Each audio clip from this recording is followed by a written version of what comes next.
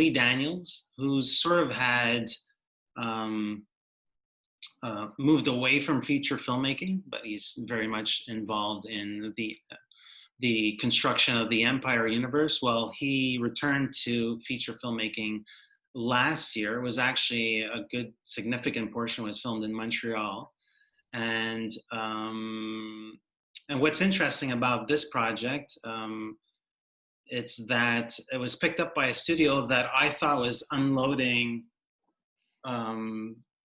strategically unloading into the Netflixes and the Amazons, and sort of like now Paramount has got behind this project, and they see it as an acquisitions worthy project. So yeah, let's delve into the Billie Holiday biopic, and perhaps the value that a studio like Paramount sees in acquiring it.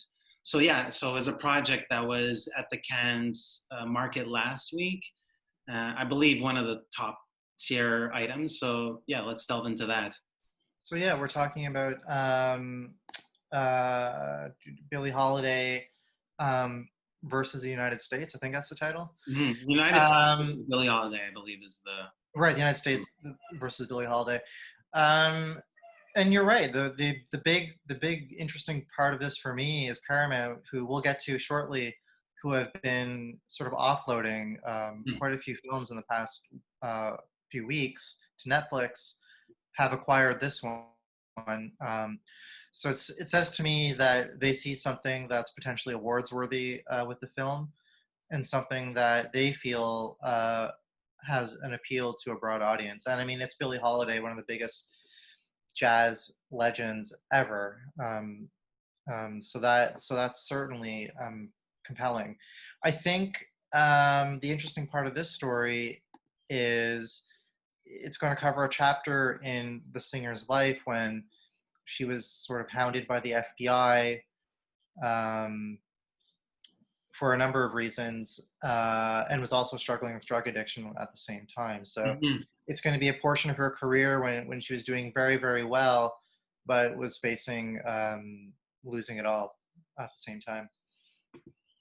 I'm thinking a lot about the Seberg biopic that came out last year. I'm also thinking about the Aretha Franklin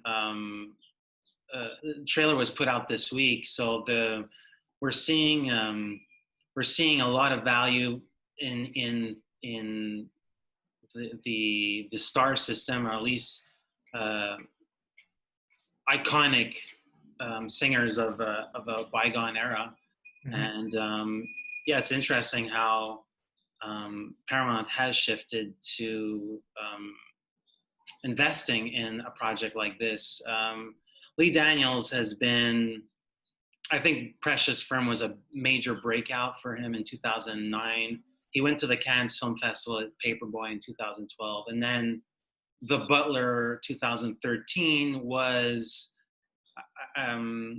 certainly a challenging film to put out there.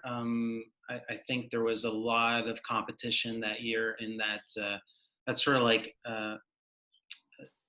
major budgeted indie projects. And yeah, it's I think it's going to be an interesting I think it'll be interesting to see where it posits itself, where they position the film. Are they going to wait until next year? So again, like the pathway to showcasing a film theatrically in 2020, it doesn't seem to be possible. So yeah, it's kind of cool to see them investing in a project that's already completed, and thinking ahead and thinking creatively in terms of how to get out this major voice out there. Yeah, and I think Paramount's also reading the room a bit, with the success of Bohemian Rhapsody and Rocket Man and these sort of like music biopics at the moment. Mm-hmm. I think it's them sort of seeing a trend and trying to get they're trying to get into the game a little bit.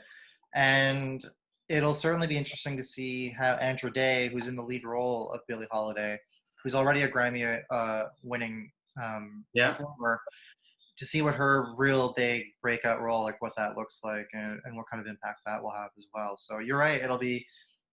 We'll wait to see if Paramount decides to sort of maybe run against Respect this year, or maybe we'll see this at Cannes. Who knows? I'm Eric Lavallée. I'm editor-in-chief and site owner for IONCINEMA.com, and this is Kevin Jagernauth, contributing writer for the playlist. And together we are IndieSponge.